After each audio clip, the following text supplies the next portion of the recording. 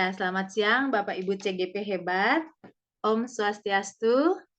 Assalamualaikum warahmatullahi wabarakatuh. Bagaimana kabarnya hari ini teman-teman semua? Alhamdulillah baik. Ya, Ibu. Luar biasa, Bu. Semoga kita selalu sehat ya. Sebelum kita melanjutkan lokakarya ketiga ini, yaitu peran pemimpin dalam pembelajaran. Bapak Ibu bisa menuliskan perasaannya di kolom chat. Saya izin untuk share screen. Sudah diisikan perasaannya Bapak Ibu? Ya, Bu Asisa antusias dan senang sekali ya. Semoga teman-teman yang lain juga sama ya, perasaannya antusias untuk mengikuti lokakarya kita hari ini. Jadi sebelum kita lanjut ke dalam tujuan dari lokakarya ini, saya ingin membacakan kesepakatan belajar kita, yaitu yang pertama, menghargai sesama peserta dan pengajar praktik.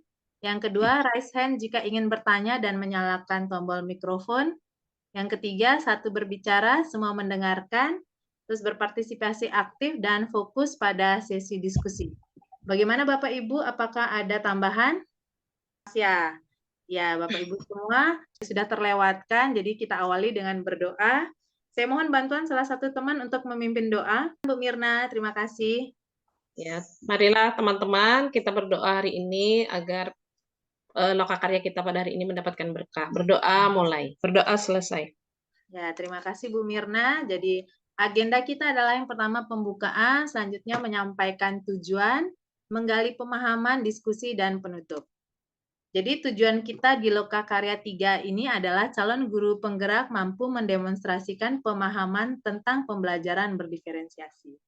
Ya Bapak Ibu semua, karena tentunya pembelajaran berdiferensiasi ini kan sudah tidak asing lagi bagi kita. Karena semua sekolah sudah mengimplementasikan tentang kurikulum merdeka. Apakah ada sekolah Bapak Ibu yang belum mengimplementasikan kurikulum merdeka? Sudah semua ya? Sudah semua. Ya. Sudah semua. Jadi tentunya Bapak Ibu, rekan-rekan CGP di sini sudah paham betul dengan yang namanya pembelajaran berdiferensiasi.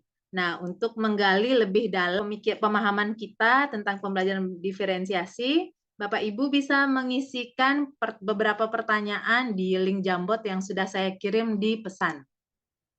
Ya, jadi pertanyaan pertama. Sudah. Menurut Bapak Ibu, apa yang dimaksud dengan pembelajaran berdiferensiasi?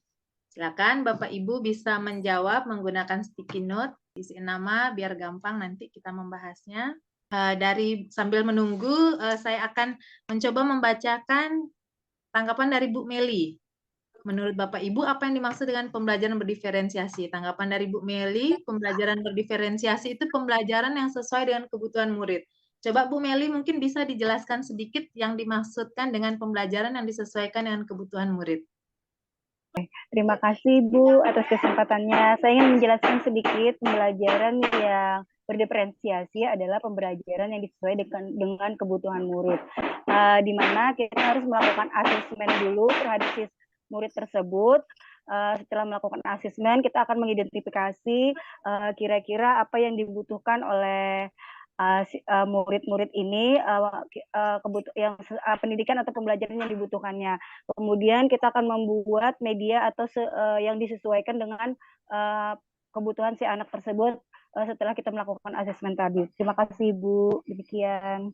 Ya, terima kasih Bu Meli. Benar sekali apa yang disampaikan oleh Bu Meli. Jadi pembelajaran berdiferensiasi itu kita melakukan penilaian awal ya yang kita biasa menyebutkan dengan penilaian diagnostik.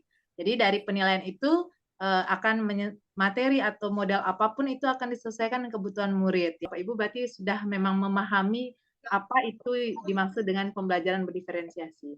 Ya, saya lanjut Bapak Ibu ke pertanyaan berikutnya, bisa dilihat di slide nomor 2. Apa saja hal-hal penting yang perlu diperhatikan sebelum membuat atau menerapkan pembelajaran berdiferensiasi? Ada Bu Nur Aziza, pembelajaran yang menyesuaikan karakter murid. Ada asesmen kognitif dan non-kognitif. Mungkin Bu Nur Aziza bisa dijelaskan sedikit apa yang dimaksudkan dengan asesmen kognitif dan non-kognitif. Oh ya, terima kasih Bu Yanti. Sebelumnya mohon maaf. Jadi Yang menurut saya di sini kenapa saya masukkan pembelajaran yang ada asesmen di sini, ada kognitif dan non kognitifnya, karena sebelum melaksanakan pembelajaran kita harus tahu dulu secara mengukur tingkat kemampuan siswa, misalnya dari kognitifnya seberapa jauh anak sudah memahami tentang pembelajaran yang akan kita sampaikan.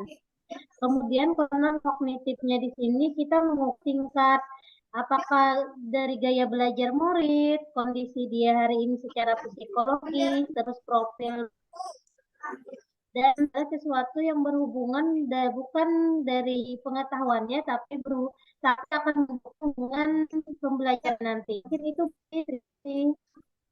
Ya, betul sekali, Bapak Ibu semua, luar biasa sekali jawabannya ya. Jadi sebelum pembelajaran berdiferensiasi ini kita lakukan, memang benar apa yang Bapak Ibu sampaikan, kita harus melakukan asesmen di awal, sehingga kita tahu bagaimana gaya belajar siswa, apa kebutuhan mereka, bagaimana minat mereka. Jadi pembelajaran yang kita lakukan itu sesuai dengan kebutuhan anak didik kita, dan benar-benar anak-anak itu akan mencapai sesuatu yang memang apa yang mereka harapkan.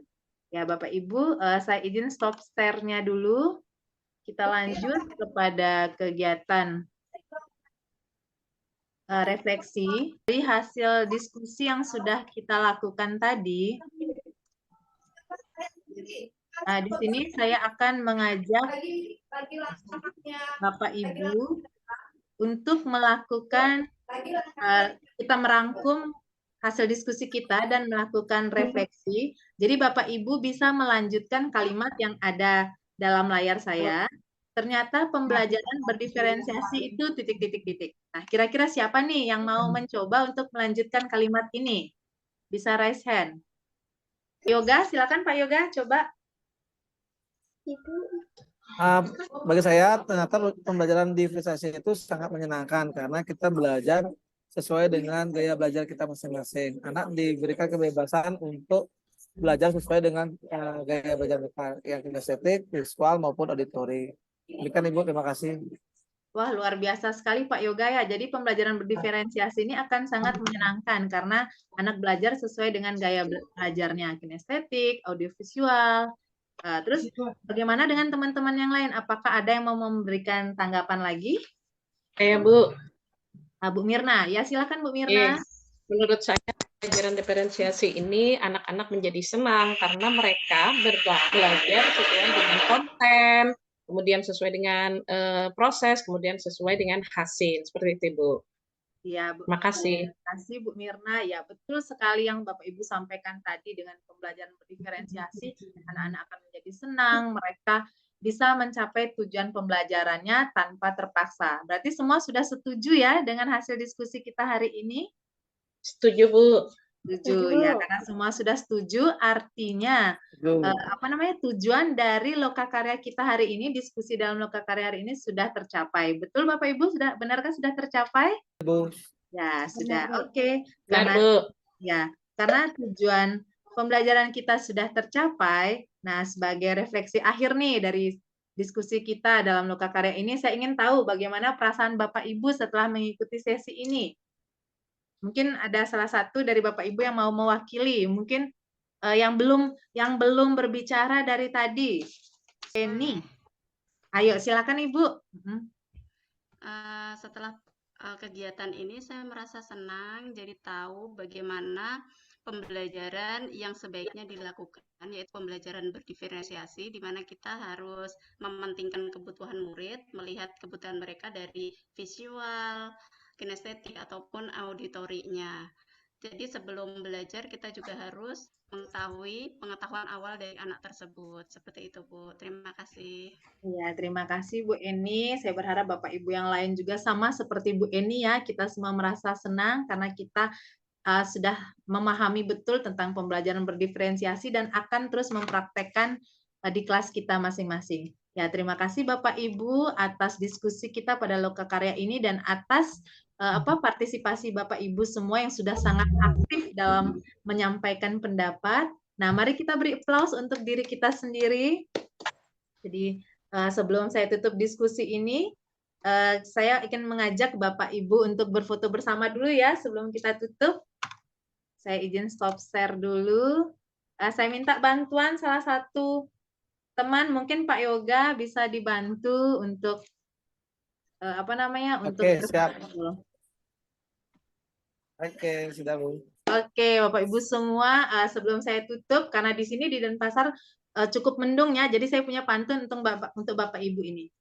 Awan hitam yang berarak membuat suasana yang sedang berduka. Ayo kawan ikut program Guru Penggerak mewujudkan kurikulum merdeka. Ya, sekali lagi saya mengucapkan terima kasih untuk Bapak Ibu semua. Saya tutup dengan Parama Santi. Om Santi Santi Santi Om. Wassalamualaikum warahmatullahi wabarakatuh. Sampai jumpa pada sesi berikutnya. Terima kasih.